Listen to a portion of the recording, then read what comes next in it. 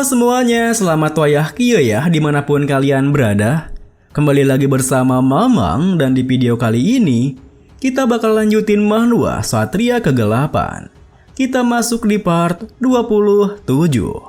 Di awal video ini, di salah satu kamar di bangunan Akademi Elidian, terlihat Rick pelayan Eleanor yang tengah menyuntikkan suatu cairan di lengan kirinya yang telah ia balut dengan perban sebelumnya. Kemudian, sepersekian detik setelah cairan berwarna kemerahan itu disuntikan ke tubuhnya, tubuhnya pun mulai bereaksi, di mana urat nadinya membesar perlahan-lahan. Lalu bersamaan dengan kemunculan sebuah tanda iblis di dadanya, Rick berjalan gontai ke arah cermin, memandangi tanda iblis itu dengan senyum puas di wajahnya. Rick pun bergumam, jika kau berusaha lebih keras, kau bisa menjadi iblis sejati, bukan iblis imitasi. Tepat setelah Rick mengatakan itu, pada bayangannya di dalam cermin, muncul sosok iblis serang merangkul kepalanya dan mengatakan, sesuai kehendaknya, Auslitz the Never. Segera, Rick akan menjadi iblis sungguhan, bukan lagi seorang manusia. Kekuatan iblis itu luar biasa, dia tidak akan menua seperti manusia pada umumnya. Mendengar perkataannya, Rick pun tersenyum lalu berlutut mengungkapkan rasa hormatnya. Ia akan melakukan yang terbaik untuk membangkitkan Grand Duke kembali. Tentu saja, perkataan Rick membuat sosok iblis itu tersenyum puas, sekaligus mengakhiri pertemuan mereka, di mana Rick kembali berpakaian seperti biasanya. Sementara itu, di salah satu ruang kelas murid baru, melihat reaksi Profesor Lars yang terkejut, Knock tersenyum mengatakan, Profesor Lars mungkin tidak menyangka bahwa ia akan melakukan hal tersebut, membunuh lawannya sehingga tidak akan ada penyesalan. Profesor Lars bahkan bergumam, musnahkan benih-benih masalah sebelum itu tumbuh. Ia tidak menyangka akan ada jawaban seperti ini.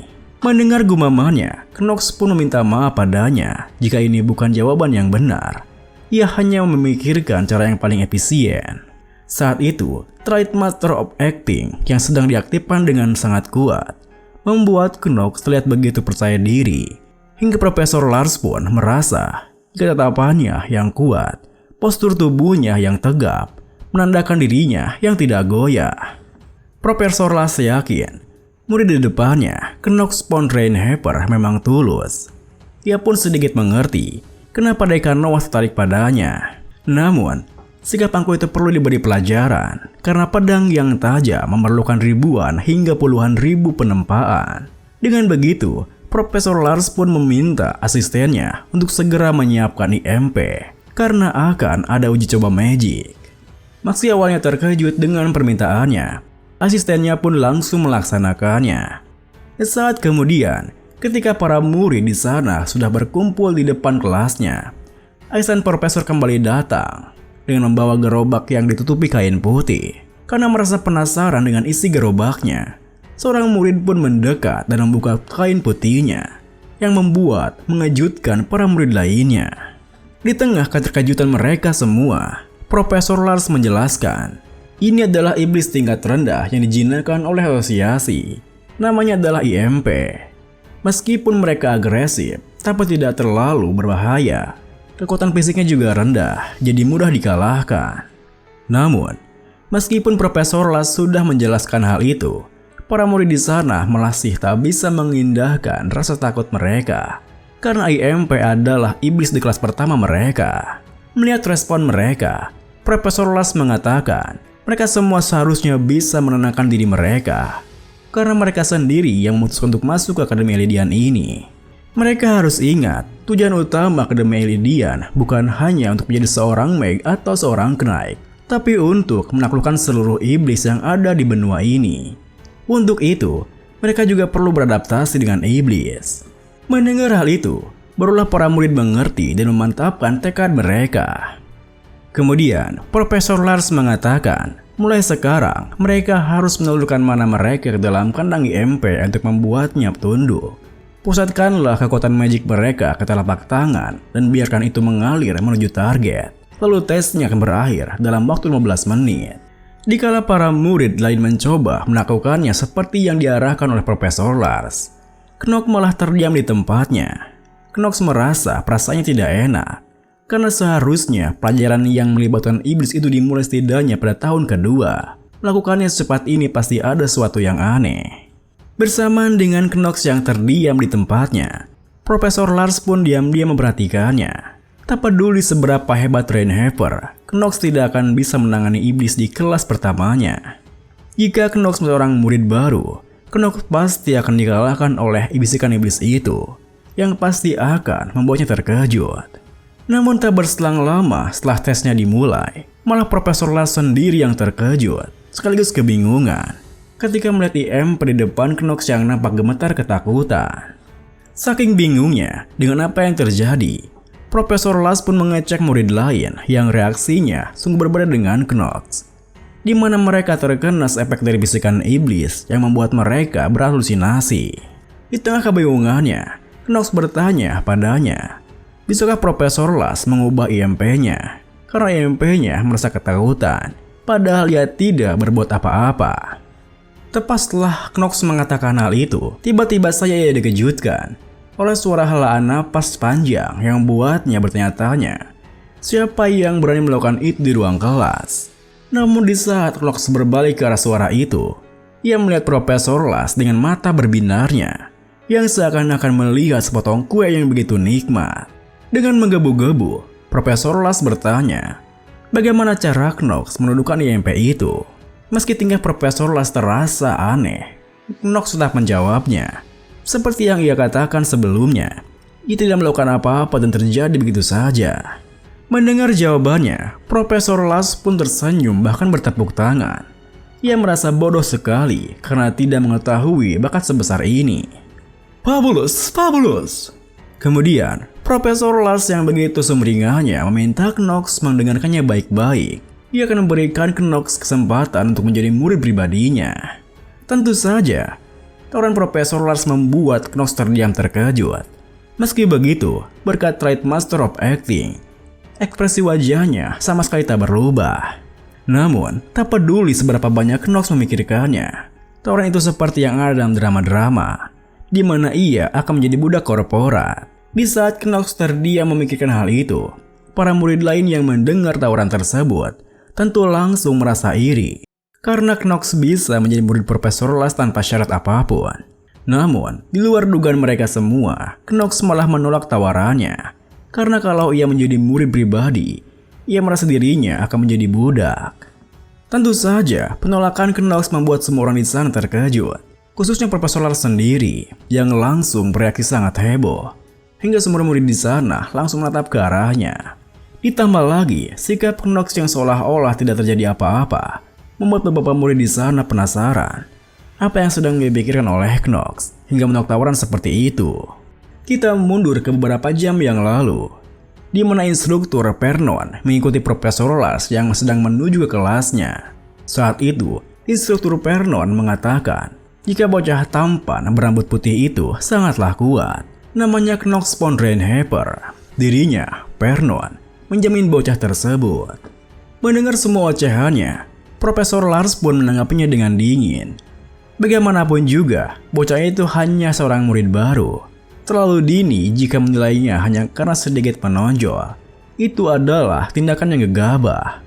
Jangan terlalu berekspektasi tinggi pada murid baru itu. Meskipun respon Profesor Lars begitu dingin, instruktur Vernon menekankan jika pikirnya itu terlalu sempit. Bukankah Dekan Noah juga mengakuinya? Bocah itu jelas memiliki bakat, apalagi yang perlu diperdebatkan. Bahkan Porzingis juga mengakui bakat hebatnya. Melihat sikap instruktur Vernon yang begitu membanggakan diri Knox, hingga ia pun merasa melihatnya di mata kepalanya sendiri. Kini, sikap dingin dan acuh tak acuhnya berubah 180 derajat setelah melihat Knox dengan matanya sendiri. Ditambah lagi, ketika ia begitu menginginkannya, Knox malah menolak tawarannya tanpa memikirkannya lebih dulu. Tentu saja, penolakan Knox menimbulkan banyak reaksi dari para murid-murid di sana.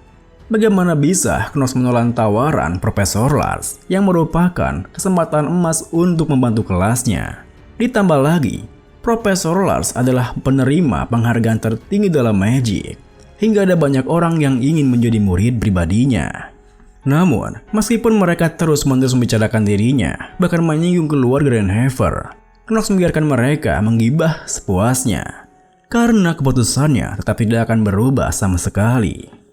Hanya saja, ia tidak mengerti kenapa semua orang meributkannya, padahal dirinya sendiri sudah sangat terganggu dengan satu masalah dari Eleanor.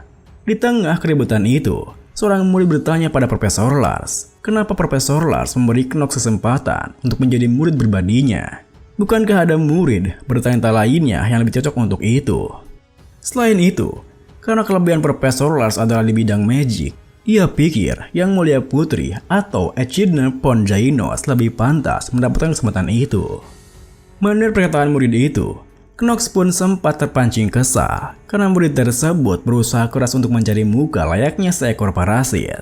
Meski begitu, Knox mengakui murid itu pandai membuat suasana dengan kelicikannya yang membuat Knox harus menandai murid tersebut. Kemudian, setelah menenangkan dirinya, Profesor Lars beralasan, jika memutuskan kandidat yang tepat adalah peran seorang profesor, tetapi jika ia hanya mengatakan itu, semua orang pasti akan merasa ragu. Para muridnya juga pasti mungkin mencurigainya karena memilih Rainhaber. Jadi, agar tidak terjadi kesalahpahaman, ia akan menunjukkan pada mereka semua kenapa Knox adalah kandidat yang tepat untuk menjadi murid pribadinya. Pertama-tama, ia akan memberitahu mereka tentang Magic IMP. Dengan begitu, Profesor Lars pun mulai menjelaskan dengan mata yang berbinar-binar, yang ditujukan untuk menarik perhatian Knox, yang malah merasa semakin jijik karena setahu dirinya tidak ada yang namanya murid pribadi atau apalah itu. Sesaat kemudian, setelah mendengarkan penjelasan panjang lebar Profesor Lars tentang Magic IMP, Knox pun mulai mengerti alasan Profesor Lars begitu menginginkannya. Alasan pertama adalah, meski ia tidak tahu secara mendetail, tapi ia dengan mudah bisa menundukkan IMP itu. Meski IMP adalah iblis kelas terendah, tetapi tidak mudah untuk menanganinya. Itulah kenapa Profesor Lars tertarik padanya. Alasan yang kedua yaitu karena bakat yang ia miliki, yang mana sensitivity jenius. Knox sendiri tidak begitu yakin, tetapi Profesor Lars sudah mempelajari magic sejak lama. Tentu membedakan antara yang jenius atau tidak adalah hal yang mudah baginya. Di saat Knox memikirkan hal itu, Profesor Lars kembali menawarinya, yang tentu langsung ditolak olehnya. Meski begitu, Profesor Lars terus saja memujuk Knox jika ia bisa memikirkan keputusannya lagi, karena ia rasa keputusannya itu terlalu terburu-buru. Tentu saja, Knox tetap kekeh tak mengubah keputusannya. Bahkan ia merasa jijik dengan air liur yang menetes dari mulut Profesor Lars karena begitu menginginkan dirinya. Knox pun melangkah pergi sembari mengatakan, pasti ada orang yang lebih cocok. Jadi ia akan berterima kasih padanya jika Profesor Lars menghargai keputusannya. Tentu saja, tindakan Knox membuat murid lainnya langsung perhatikannya. Bahkan Tuan Putri mengatakan jika Knox berbeda dari yang dirumorkan sebagai anak kelima dari keluarga Rainhaber. Mendengar perkataannya, Echidna di sampingnya langsung minta maaf karena intelijennya yang masih kurang hingga tak bisa memenuhi ekspektasinya untuk menjadi murid pribadi Profesor Lars. Tuan Putri pun menyangkal perkataannya. Bukan itu yang ia maksud. Ia hanya sedikit penasaran. Knox pon Rainhaber, apa dia akan menjadi cahaya ataukah menjadi awan gelap bagi keluarga kerajaan? Saat kemudian, Knox yang telah keluar dari ruang kelasnya nampak sangat kelelahan. Ia sama sekali tak mengerti kenapa Profesor Lars mendadak bersikap seperti itu. Apa ia terlihat sebagai santapan lezat di matanya?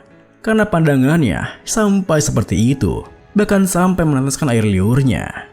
Saking lelahnya dengan hal tersebut, Knox bahkan mengumpat kesal kenapa Inder Lunatic tidak memiliki unit yang tepat. Tapi akhirnya, sekarang ia bisa hidup tanpa masalah setelah lepas darinya. Jam demi jam pun berlalu. Malam harinya, Knox nampak terduduk lesu di kamarnya, yang membuat Jitri merasa khawatir. Jitri pun bertanya, apa ada hal buruk yang terjadi di akademi? Mendengar pertanyaannya, Knox pun tersenyum kecut membenarkannya. Ada hal yang sangat-sangat menyeramkan terjadi tadi. Saat Knox berada di lorong, di kelas, di kantin, bahkan di toilet sekalipun, Profesor Lars selalu muncul menawarinya untuk menjadi murid pribadinya. Saking kesalnya dengan tingkahnya itu, Knox bahkan mengatakannya bajingan gila dan menyuruhnya untuk menghentikan kegigihannya itu. Namun, meskipun Knox sudah mengetahuinya, Profesor Lars malah tertawa kegirangan. Ia menyukai umpatannya yang terdengar keren. Mendengar ceritanya, Jitri yang merasa lucu pun hanya bisa menahan tawanya lalu berkomentar. Jika sepertinya, Profesor melakukan hal yang kurang cocok. Tapi, apa yang Knox maksud itu adalah Profesor Lars yang terkenal karena berada di puncak teori magic. Knox pun mengangguk mengkonfirmasi hal itu, yang membuat Jitri merasa aneh.